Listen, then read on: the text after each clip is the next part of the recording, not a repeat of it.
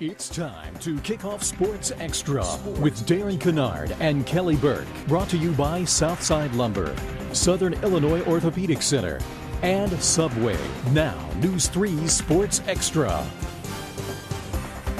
Greetings and welcome to another season of Sports Extra. Alongside Kelly Burke, I'm Darren Kennard. And for the first time in many years, the landscape has changed considerably in Southern Illinois football. Well, Darren, there are new faces in new places, most notably changes for two conferences. The Chester Yellow Jackets figure to make an immediate impact in their new home, the Black Diamond Conference. The Jackets finished 7-3 a year ago, falling in the first round of the 2A playoffs.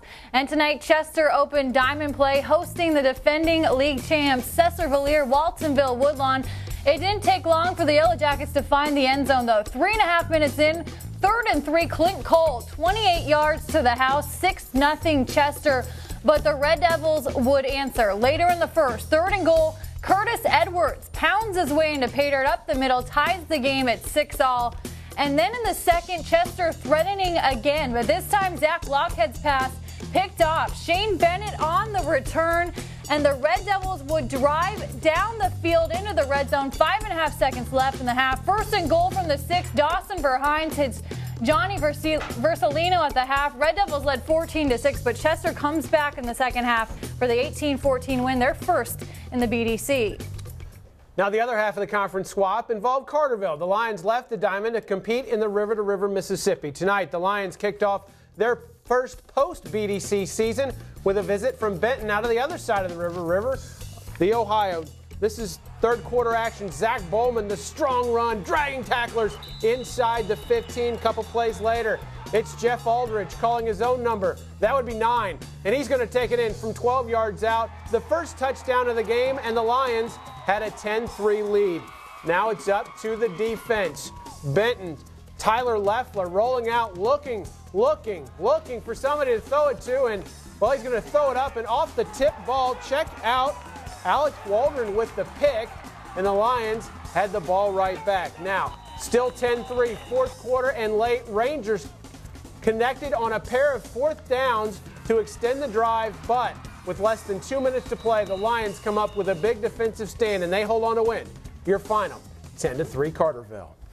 Well, Murphysboro and Carmel are no strangers. The two teams met for the 93rd time tonight, renewing the battle for Jackson County bragging rights. It's our Sports Extra Spotlight Game of the Week. We start things out in the second quarter. Terrier QB Kane Custer hands it off to the sophomore Bryce Gibson, and the young back does his job and more. The 68-yard touchdown run all the way to pay dirt. 7-0 Carbondale up early, but Murphy would answer. Evan Brooks going to find a wide open Darian Jarrett for the score, airs it out. The Devils would lead by 2 at the half.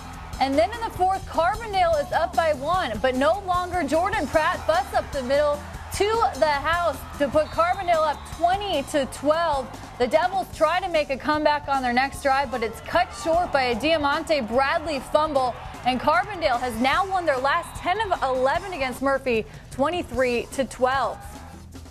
All right, next stop, Harrisburg. Mount Carmel and Harrisburg, always one of the most interesting Week 1 matchups. This year, the teams colliding in Saline County.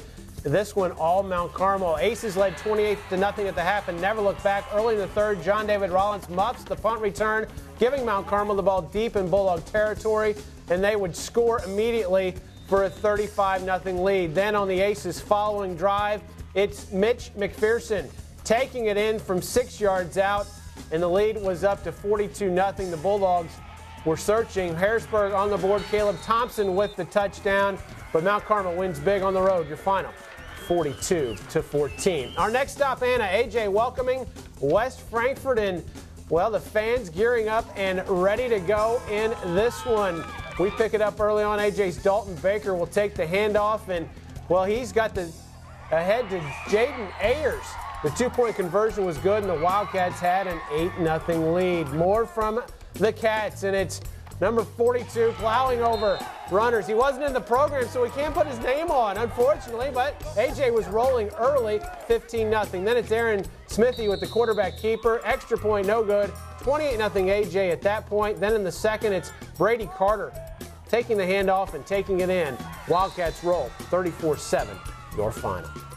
Well, back to the Black Diamond. Good matchup in Johnston City as the Indians took on Carmi-White County. Johnston City getting pumped up before this one, and for good reason. Carmi's Logan Rogers, though, the senior, running for a TD here, breaks the school career rushing record on this score. He needed 88 yards to do it, and getting it done in fine fashion early. Carmi up 12-7. Johnston City's Josh Woodhall then taking the rock, and he takes it into the house. Indians back up on top 15-12, and Johnston City's Taylor Kirkman scored a TD right before the half to go on top 22-12. Carmi-White County goes on to fall to Johnston City 28-20, the final. Well, elsewhere in the Diamond, CZR hit the road tonight to meet Eldorado. The Eagle cheerleaders were busy tonight in Eldorado, especially in the first half. Joe Blair to Cade Griffin for 6, and they were knocking helmets off in the process. That score made it 12-0 lead for the Eagles. Later in the first half, then, it's Blair again, this time with a 1-yard TD run to push the lead to 18-0. The Eagles cruise tonight to the easy 32-14 win. Well, in McLeansboro, Hamilton County opened 2010 by hosting Vienna-Goreville. Vienna's Patrick Gray. How about this on the opening kickoff? To inside the 5-yard line before being pushed out of bounds. That would set up a Vienna TD, 8-0 Eagles. But Hamco's Adam Urban going to air it out then later in this one to Clint Hopfinger. That would lead to a Foxes score. That cuts it to 8-6, and the Foxes, Levi Luke then turning up the D later in this one, the INT. And Hamco's Adam Urban would take it in from there on the QB sneak, 12-8 Hamco, as they go on to beat Vienna-Goreville 32-14. Well, one other score from the Diamond tonight. Fairfield shuts out Eldorado Trico 44-0. For years, Jeff Proffitt has been a fixture at DuQuoin Indians games. Proffitt is the sports editor for the DuQuoin Evening Call and also does color commentary for WDQN. Wednesday, Proffitt suffered a stroke. He's currently in St. Louis recovering.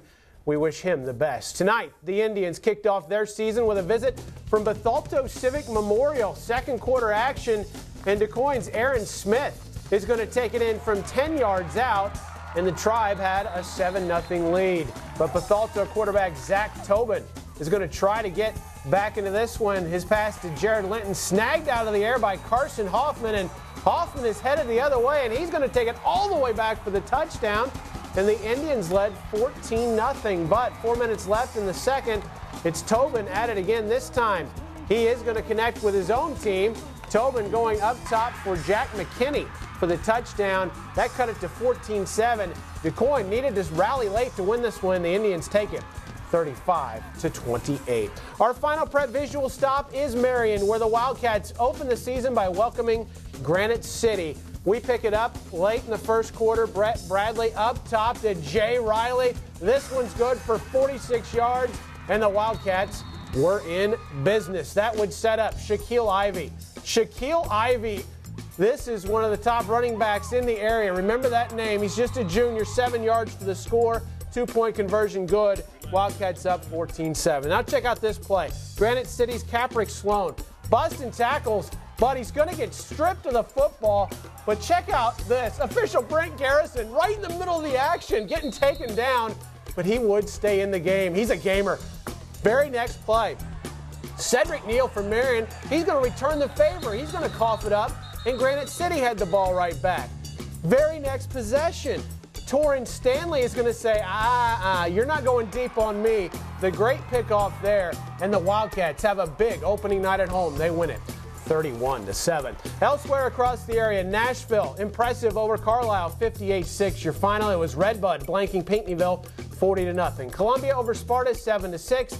It was Crittenden County over Massac County, 25-23. Centralia big over Salem, 41-14. And a couple of area teams open up tomorrow. Mount Vernon will travel to St. Louis Miller Career Academy for a 1:30 game. Heron will take on Hopkins County, Kentucky. That game's at 7 o'clock, and it will be played at Massac County.